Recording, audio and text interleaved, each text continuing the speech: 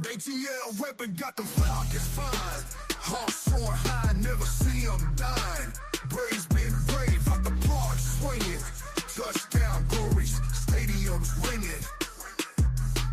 Peach State pride, gold medallion glowing. Frozen swish, ice trace showing. Ring within reach, brace for blast. Riding through the city, we built to last. The Real Talk Sports Show.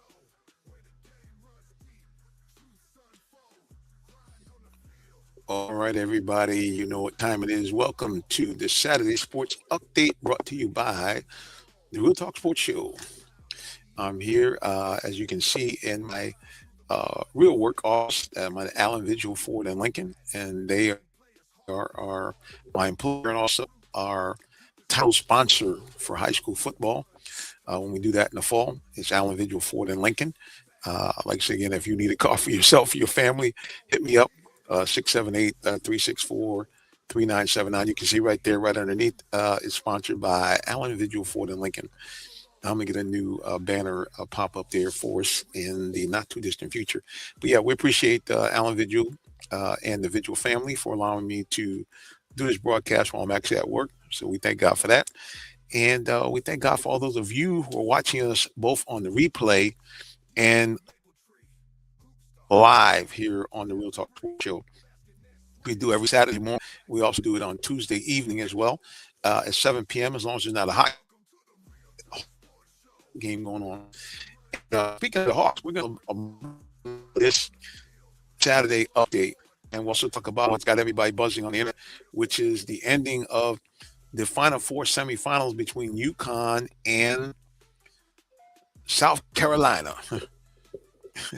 I tell you, man, a lot of nonsense, especially I think on the fault of Gino Auriemma, the coach of UConn. I think the guy might have misconducted himself as far as, you know, it's like this, man. I mean, here's a real situation on this.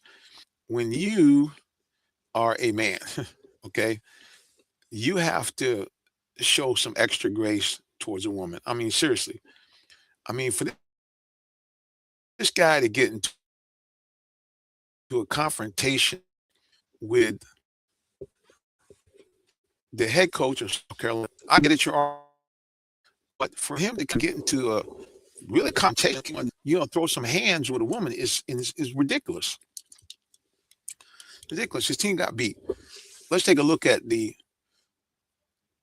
what really happened in this ball game. Why Gino was a little bent out of shape, and it really gets to the fact that the University of South Carolina, led by Dawn Staley, former Virginia All-American point guard, they just outplayed them. I mean, the first half was what you expect from this ball game, back and forth. It was UConn actually had the lead 26-24 at the end of the first half. But then South Carolina's defense just shut them down. Just absolutely shut them down. Held them to 9 points in the final quarter. That was really a big difference. Final score 62-48. South Carolina over UConn. UConn suffering their one and only defeat of the season. And unfortunately, it came in the semifinals of the Final Four. So I know Gino's feeling some kind of way. He's had a couple of undefeated seasons. I'm sure he was thinking that he would have more of the same. But no. Like I said, again, it was the suffocating defense by South Carolina. I mean, listen to these stats. UConn was 19 of 61 from the floor. That's 31%. They were only 6 of 21 from three. That's 28%. And then, of course, the Huskies didn't help themselves. 66% from the line. Totally dominated in the paint by South Carolina. South Carolina out-rebounded UConn 39-27. And that was really the key, man. I mean, the key was the defense just stifled UConn's offense and forced them to take bad shots. They couldn't get rebounds. And at the end of the day, I don't care what kind of basketball you're playing, folks, it's not going to work out well for you. Let's go to social media. We got a couple of comments here. And we got Brady Olson. He says, say my name. We got it. Brady Star times once is in the building. Appreciate you for joining us, Brady. Thank you so much. He says, say my name, say my name. That was an old song back in the day by Beyonce. I can't even think of the group now. Isn't that funny? Crazy. Anyway, Brady, what's going on, brother? Good to see you. Thank you for joining us here on the Real Talk Sports Show. We appreciate you. Yeah. No, thanks, Brady, for joining us, man. We appreciate you for tuning into the broadcast on, again, watching us live here Saturday morning and try to do a little something from our the dealership that we work at. So excited there about that. We're going to say here, and we appreciate those of you who are jumping in on YouTube. Like I said, again, it was crazy yesterday.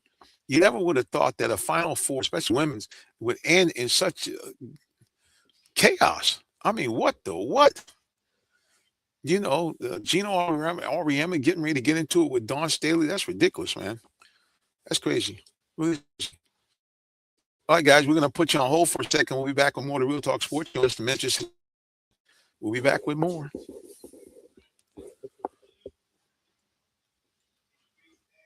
Don't go anywhere. We'll be back with more of the Real Talk Sports Show pretty soon. Looking for a vehicle? Come to Allen Vigil Ford Lincoln in Morrow, Georgia. We're a family-owned dealership that's been serving the Atlanta area for over 40 years, offering an unbeatable selection of new Fords, Lincolns, and pre-owned vehicles. Enjoy our exceptional customer service and great financing options tailored just for you. Visit us at 6790 Mount Zion Boulevard in Morrow, Georgia, located just 20 minutes from downtown Atlanta. Call us at 678-364-3979 or visit online at allenvigilford.net.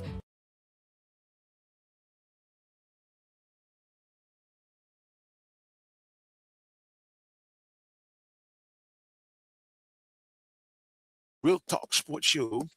Appreciate you so much for joining us.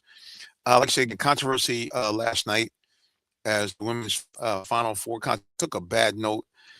I gotta tell you something. Maybe it's my age. Maybe I'm getting a little older now, but I'm really getting kind of tired of all these shenanigans going on, man. I mean, like, hey, it's this is the kind of thing that takes away from the sport.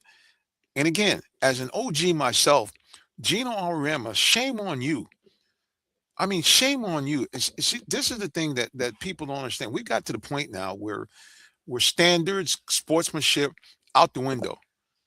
I mean, it's kind of crazy. I mean, at the end of the day, your team lost. You were 30-0, but you had to be 32-0 to win the title. And you end up 30-1. Not a bad season. You were up at the half. You were one half away from going to, I don't know what it is for Gino and UConn. I would say probably their 15th, maybe more. National title game, but it didn't happen. You got beat. And to try to get into some kind of altercation with the head coach from the other team, especially a woman, shame on you. Shame. I don't care what the situation was. I don't care if she didn't shake your hand beforehand. Shame on you, Gino, for getting the Dawn's girl like that. Ridiculous. You don't do it. As a man, you don't do it. I can see maybe you swap against another guy, but against a woman? Come on, man. Ridiculous.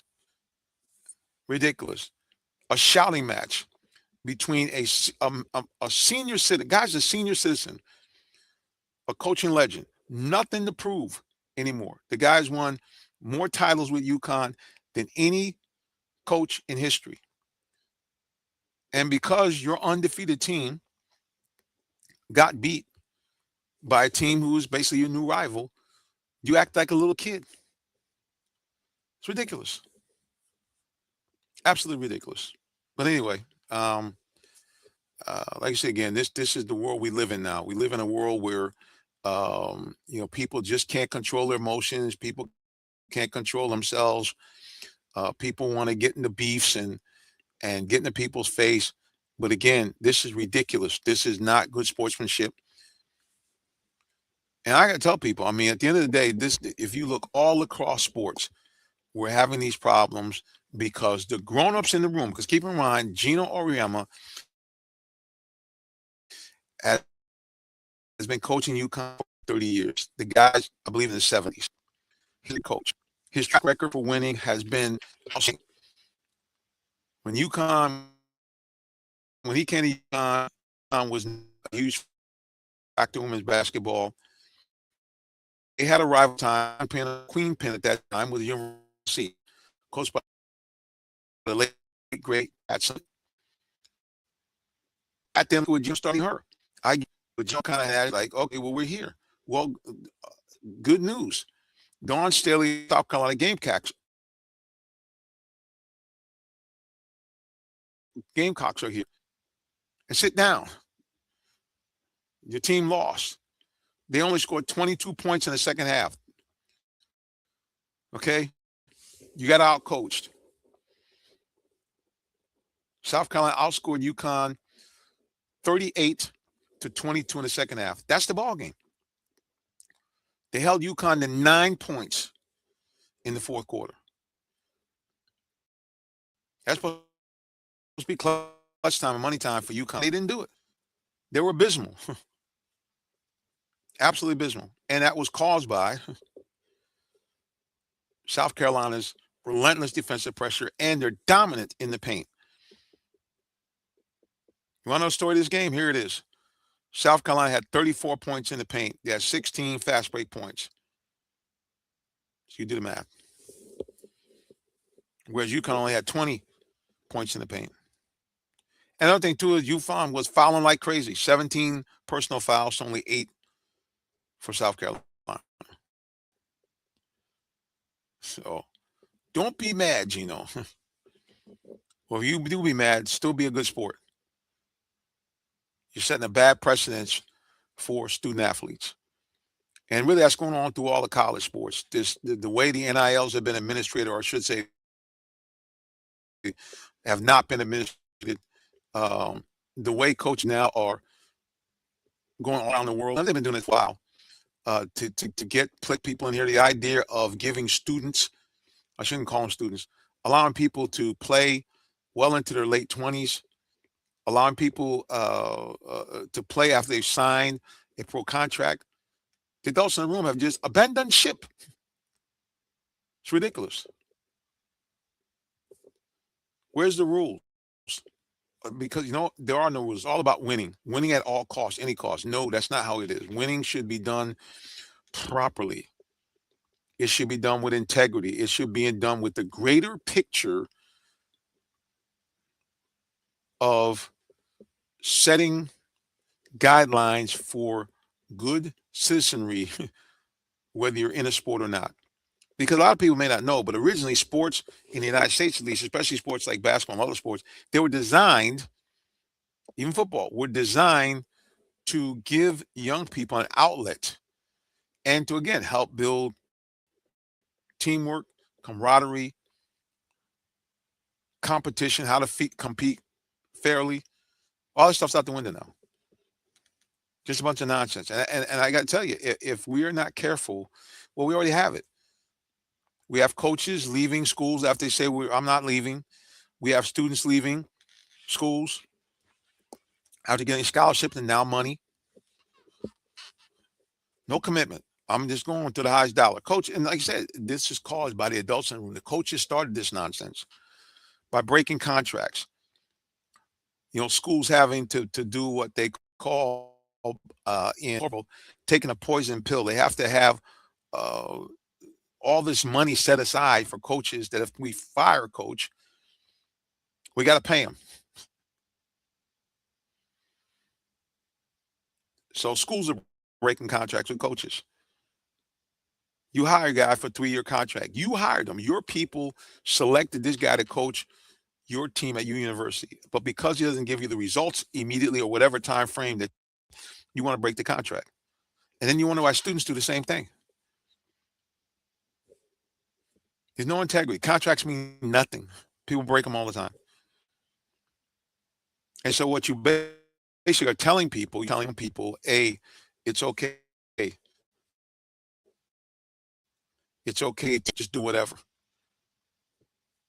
You know, do what's best for you. And the famous phrase I always hear when people break these contracts, they're doing what's in the best interest of themselves and their families. It's very disingenuous when you talk about coaches making millions and millions of dollars. It's even kind of disingenuous when a student athlete making hundreds of thousands of dollars saying the same thing. Come on, man. Sports has gotten into silly season. And if we don't do something soon, the whole thing that makes sports fun and even exciting is going to go out the window because it's all about greed now. It's all about money. It's all about TV contracts. It's crazy. I'm fed up. Are you fed up? Leave your comments here. We'd love to hear your opinion. Are you fed up with what's going on in the world of sports where we have this, misconduct by people arguing, coaches showing bad sportsmanship, screaming and hollering out? It's ridiculous. People running from this university to that university because they're getting a check, people breaking contracts. It's insane. And it's like the adults, all your college presidents and people like that are supposed to be really governing this sport, ain't doing a daggone thing. Let's go to social media here. The Blitz 78 says, I'm past the point of fed up. Yeah, it's ridiculous. I mean, and really, unfortunately, we do a lot of high school sports here in South Metro Atlanta, and it's even getting to the point where it's seeping down to high school. You got, and again, I understand. Listen, these kids are putting a lot of time in. Okay, they're out here sweating. They are in the weight room. It's a lot of physical wear and tear. You have to, have to kind of get off. At some point, it's got back to the base. Got to be into, hey, it's first of all, even with parents, I want to say the parents too. Y'all getting too greedy now, okay? Your child is your child. They're not your paycheck. I get it. You say, I'm investing all this time and money. I'm in travel ball, all that kind of stuff. Well, at the end of the day, you as the parent have the right to say, Johnny, Susan, I can't afford to do all that. And I'm not going to look at you like a commodity that, okay, if I invest my time and money, I'm going to get a payback because you're going to get NIL money, or you're one of the small percentage of athletes that'll get a pro contract. Can't look at your kids like that. Your kids are not your paycheck. Okay. Let your kids be children. Let them grow up. Let them not have to worry about investing money, NIL. If it happens, it happens. But let's not make that be the end goal of your child's occupation. Let's say, I think he's pumped up now. Let's go to Blitz 78. This is what he says. He says they pay all these athletes millions of dollars to be in this to be in the show, to draw attention away from what's really going on and what's really happening to us. Disgusting veil they're pulling over us all. Now, see, the Blitz, he's kind of deep there, because he knows is that most of our professionals and even some of college is designed after the concept that the Reds had many, many years ago when they were kind of the dominant entity upon the earth. They called it bread and circus. They basically capacitated in with the on the college brute and most, and they provided you with a flagon of wine and a loaf of bread.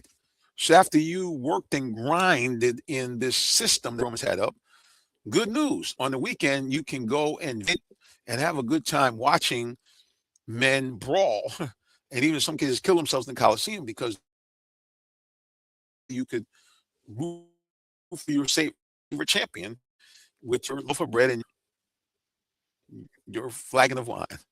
All right, one more time. He's 2 hours of Roman games, and they are the gladiators for a show. Yeah, man. I mean, you kind of getting into the middle of it here, because that's really what it is. And like you said, at the high school, until recently, in the last 15, 20 years or so, it really wasn't that the case. Like I said, it was really just great for the kids to get out, to exercise, and to stay fit, and to have something to do to keep them out of trouble.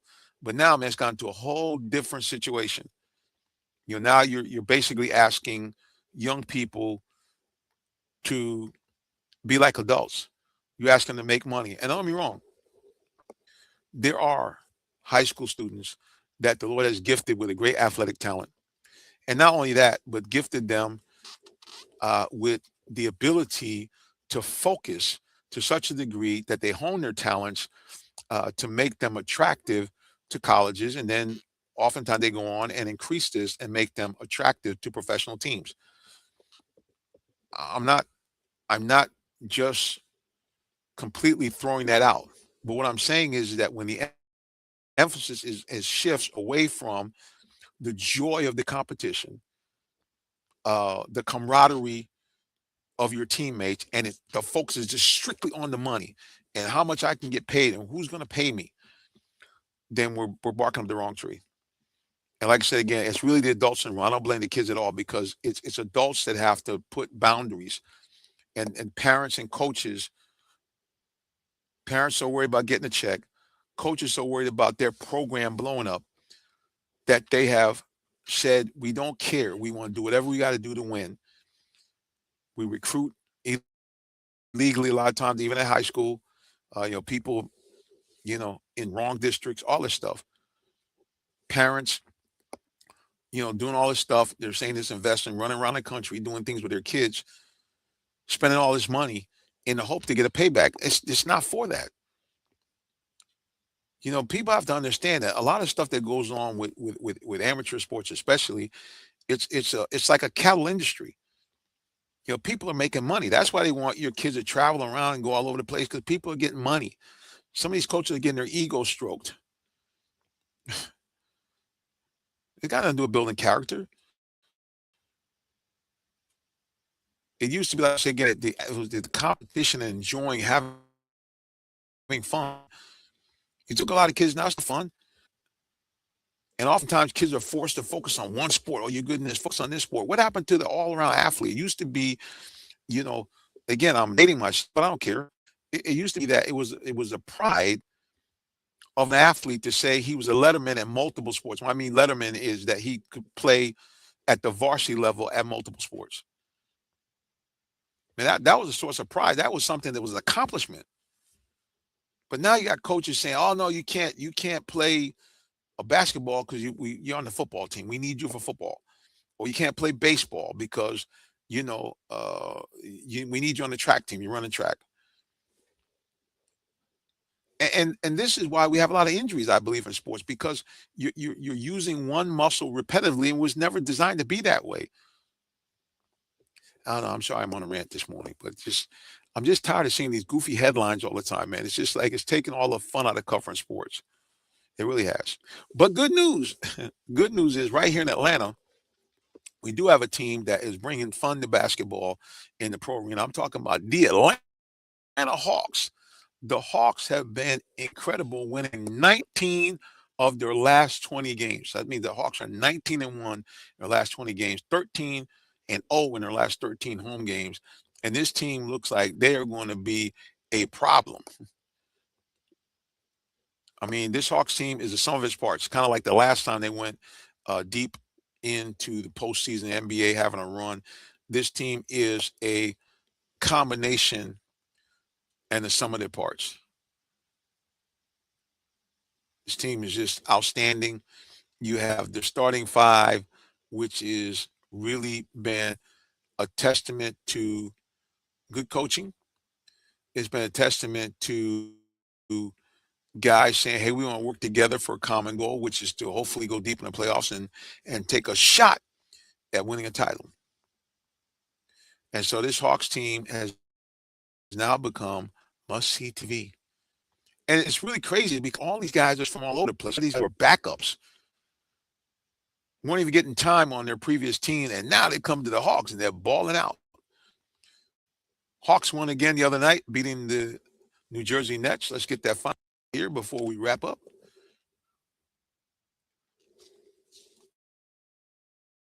Hawks destroyed the Nets 141-107. And this is, now I know this is the Nets are a bad team, but see, this is the sign of a playoff caliber or championship team. This is the sign of it.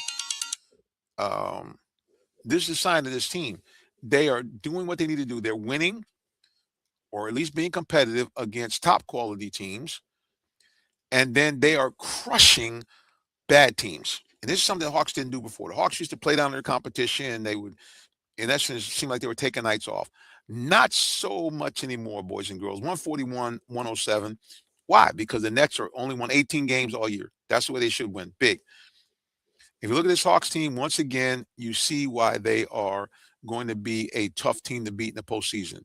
They had a total of 1, 2, 3, 4, 5, 6, 7 players in double figures.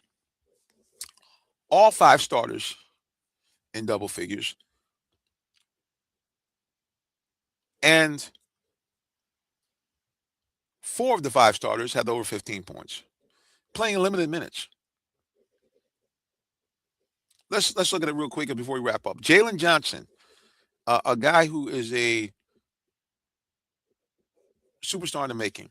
This guy seems like every night he either has a triple-double or is borderline triple-double. Last night, no exception. In just 28 points, in just 28 minutes, 18 points, 11 rebounds, 5 assists.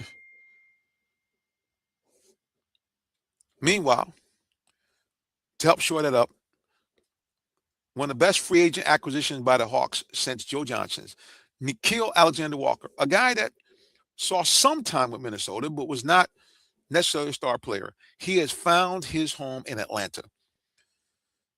21 points for him last night, but more importantly, he continues to be on a torrid pace shooting from 3.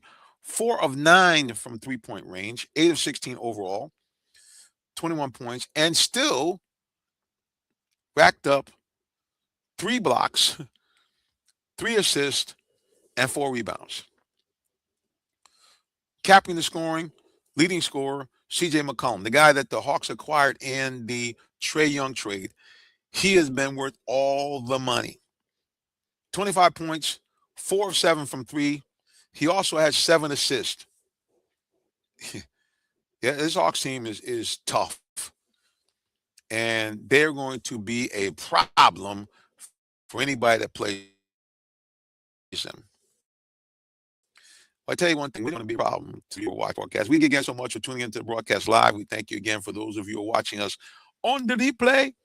And before I go, it would only be fitting for me, the minister of the Jesus Christ, before we go, to please encourage you better weekend than Easter weekend than to become born again. Because that's what it's all about. That's what life really is all about, is having a personal relationship with God by